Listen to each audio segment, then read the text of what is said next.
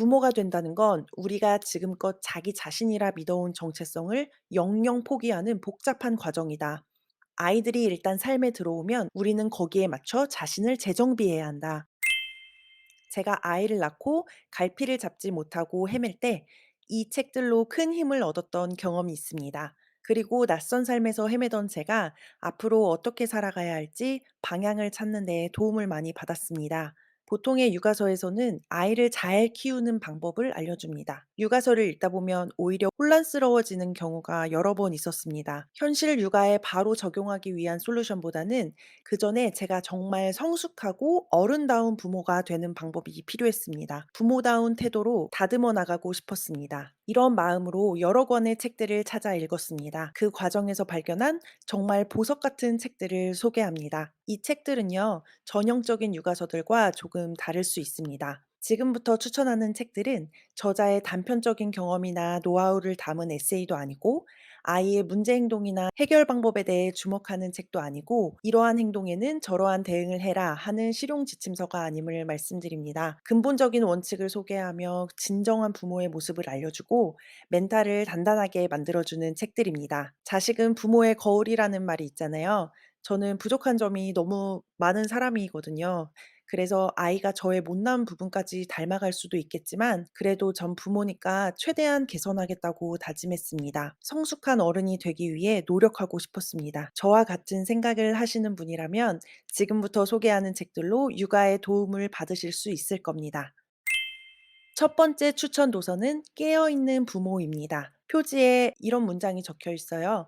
내 안의 상처를 대물림하고 싶지 않은 당신에게. 이걸 보고 궁금해져서 읽게 된 책입니다. 부모라면 누구나 자신보다 나은 인간으로 만들어주고 싶을 것이고, 저 또한 그런 마음이 있기에 읽어보게 됐습니다. 그런데 읽다 보니까 책의 내용이 정말 좋더라고요. 아껴 읽고 싶을 정도였습니다. 문학 작품이 아니고서야 한 문장씩 마음에 새기는 경우가 많지는 않은데 이 책은 정말 천천히 느끼고 생각하면서 읽었습니다. 이 책의 원제는 The Conscious Parent입니다. 깨어있다는 의미는 의식적으로 자기 자신을 볼 수 있는 상태임을 말합니다. 깨어있는 부모가 된다는 건요, 아이를 대할 때 스스로 다음과 같이 묻는 것이라고 해요. 자신을 객관적으로 인식하고 자각하고 있는가? 깨어있는 상태로 아이를 대하고 있는가? 아니면 과거의 연연에 발끈하는가? 나는 지금 아이와의 관계에 무엇을 끌어들이고 있는가? 그것은 내가 감당해야 할 몫이지 아이가 받아야 할 것이 아니지 않은가? 이 책의 작가는 뉴욕 컬럼비아 대학교에서 임상심리학으로 박사학위를 받았고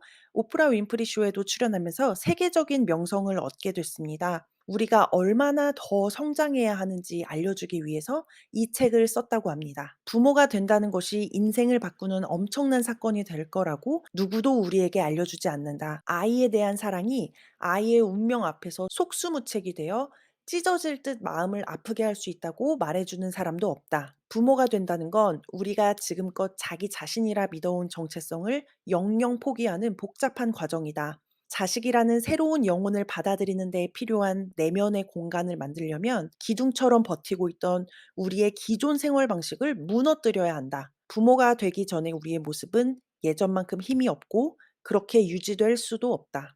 아이들이 일단 삶에 들어오면 그 영향력은 지울 수가 없으며 우리는 거기에 맞춰 자신을 재정비해야 한다. 이러한 과정이 부모와 아이 모두의 정신적, 정서적 성장의 기회로 볼 수 있다면 부모와 아이는 정신적 동반자로서 서로가 어떤 모습을 보이든 거기서 연대감을 발견하며 이 여정을 함께 할 수 있다. 이 책은 기본적으로 부모가 변해야 한다는 것이 전제된 책입니다. 인기 있는 TV 프로그램 우리 아이가 달라졌어요나 금쪽 같은 내 새끼는 문제 있는 아이를 다루는 프로그램처럼 보입니다. 하지만 조금만 들여다보면 아이가 아니라 부모의 태도를 바꾸는 내용임을 우리는 알 수 있습니다. 카메라에 찍힌 자신의 영상을 보며 얼굴이 달아오르는 부모들처럼 자신을 스스로 알아차리고 그걸 개선할 수 있도록 연습하는 방법을 소개합니다. 전문가가 부모의 행동에 관여하고 개선할 수 있도록 돕듯이 우리가 객관적인 태도를 유지해서 자신을 바라보며 스스로 전문가의 역할을 하게 도와주는 책이라고 느껴졌습니다. 그런데 저자에게 상담하러 온 부모들은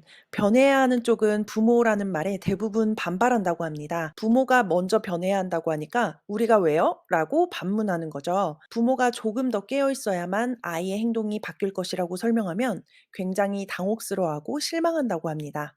아이가 아니라 부모의 마음가짐을 바꾸는 데 초점을 맞춰야 한다는 가장 기본적인 사실도 받아들이지 못하기 때문입니다. 이 책에서는 자녀들은 부모의 연장선상이 아니라고 합니다. 자녀들은 독립적인 존재로서 자신만의 생각, 감정, 욕구를 가지고 있습니다. 많은 부모들이 자신의 미흡한 욕구와 기대를 무의식적으로 자녀에게 옮겨 붙이면서 부모와 자녀 간의 진정한 연결과 이해 부족이 발생한다고 저자는 주장합니다.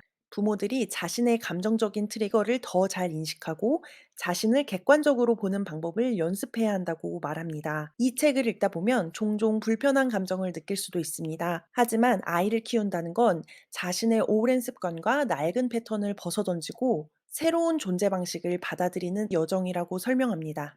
아이들은 흡수력이 강해서 부모가 지각 없이 하는 말과 행동까지 쭉쭉 빨아들인다. 그러기에 우리는 우리 감정을 잘 알아차려서 아이들에게 부당하게 떠넘기지 말아야 한다. 우리가 아이들에게 가르쳐도 되는 건 오직 인생을 살면서 얻은 깊은 통찰력 뿐이다. 우리가 계속 감정을 다른 사람들에게 쏟아내고 살면서 느끼는 결핍감을 남 탓으로 돌리는 모습을 아이들에게 보여준다면 아이들도 그렇게 살게 된다. 반면에 우리가 실수를 기꺼이 인정하는 모습을 아이에게 보여주면서 그것을 자기 성찰의 기회로 삼는다면 아이들은 실패할 수도 있다는 사실에 두려워하는 대신 뛰어넘는 법을 배우게 될 것이다. 한 문장 한 문장이 주옥 같고요. 저자의 그동안의 경험과 연구가 눌러 담겨져 있어서 완성도 있고 멋진 글을 즐길 수 있는 깨어있는 부모를 여러분께 추천합니다.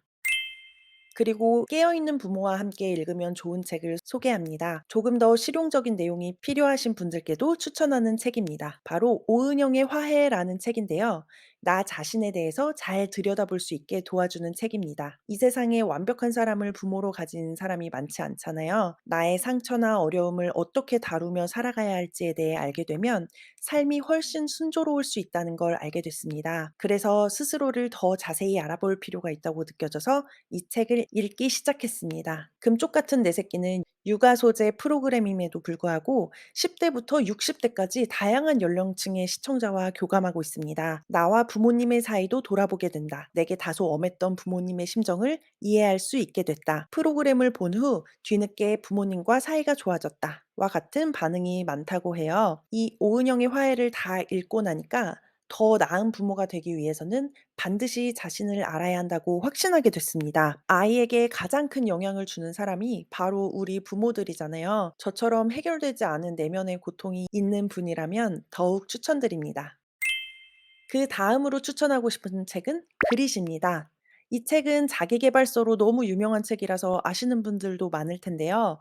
아마존 150주 연속 베스트셀러이고 뉴욕타임스에서는 2년 연속 베스트셀러였어요. 저는 이 책을 들고 다니다가 잃어버려서 작년 이맘때쯤에 새로 샀거든요. 그래서 표지가 조금 다른데요. 이게 100쇄 돌파 기념 에디션이라고 하더라고요. 이 정도로 많은 사람들이 찾았던 이유가 있는 책입니다. 그릿은 한마디로 본인이 원하는 걸 성취할 수 있는 힘을 말합니다. 우리가 어떤 분야에서 성공하기 위해서는 갖춰야 할 것들이 있다고 생각하기 마련입니다. 똑똑하거나 금수저이거나 타고난 재능이 있거나 좋은 환경이 있어야 한다는 생각이 있잖아요. 그런데 이러한 조건이 없이 성공하는 경우도 분명히 존재합니다. 이렇게 지능, 재능, 환경 같은 것을 뛰어넘어 성공하는 사람들의 공통점이 바로 그릿이라고 주장하는 새로운 패러다임입니다. 저자는 방대한 연구를 기반으로 이 책을 편집했습니다. 아이들과 학생을 어떻게 가르쳐야 하는지 아주 중요한 통찰을 던져줍니다. 그런데 그릿의 개념은 교육에만 한정된 게 아니더라고요. 비즈니스는 물론이고 군대나 특수 직군에도 모두 적용된다는 특징이 있습니다. 아주 특수한 분야와 상황에서도 여전히 그릿이 성공을 예측해주는 요인이 됩니다. 그래서 단순한 목표를 염두에 둔 사람이든 운동선수든 사업가든 모두에게 적용되는 책입니다. 그릿에 대한 개념을 잘 이해하고 내 삶에 적용해 본다면 정말 인생을 살아가는 데에 큰 힘이 될 것입니다. 그릿은 목표를 달성하고 꿈을 실현하려는 사람에게 필요한 능력이기 때문입니다. 그래서 단순히 육아서로 한정 짓지 않고 성공에 대한 명확한 지침을 알고 싶으신 분께도 추천합니다. 이 책은 성공을 달성하기 위해서는 재능만으로는 충분하지 않다고 합니다. 재능이 있으면 처음에는 순조롭게 출발하는 것 같아도 결국은 재능이 덜해도 열정과 인내심을 유지하고 역경을 만나도 계속 나아간 사람이 성취하기 때문입니다. 장기간의 열정과 인내력이 만났을 때야 비로소 원하는 일을 할 수 있다는 것이죠. 그 과정에서 얼마나 열심히 목표에 전념하는지는 중요하지 않습니다. 그래서 그릿 척도를 작성할 때에도 애초에 묻지를 않습니다. 그릿에 필요한 건 열정의 강도보다 한결같은 열정의 지속성이기 때문입니다. 저도 지금까지 크고 작은 많은 실패를 했습니다. 그리고 성과를 냈던 적도 있습니다. 이것들을 되돌아보면 실패한 경우에는 그릿이 아예 없거나 미미한 수준으로 발휘하는 데에 그쳤고, 성과를 냈던 분야에서는 그릿의 존재감을 분명하게 느낄 수 있었습니다. 이렇게 제 사례를 떠올리며 공감하며 읽긴 했는데요. 사실 이게 제가 뭘 알고 했던 게 아니라 돌아보니 그랬다는 걸 알아차리는 정도잖아요. 그래서 아이에게 그릿을 키워줄 수 있을지 책을 읽으면서도 좀 막막했습니다. 왜냐하면 저 자신도 모르고 있는 걸 아이에게 가르쳐 줄 수는 없으니까요. 하지만 정말 다행히 그릿도 스스로 배울 수 있다고 합니다. 저도 그릿을 기르고 강화해서 저희 아이에게 어른다운 어른이 되어주고 싶다는 생각이 들었습니다. 책의 뒤쪽에서는 아이에게 그릿을 길러주는 구체적인 방법도 나옵니다. 책 그릿과 관련된 도서로 하버드 회복 탄력성 수업을 소개합니다.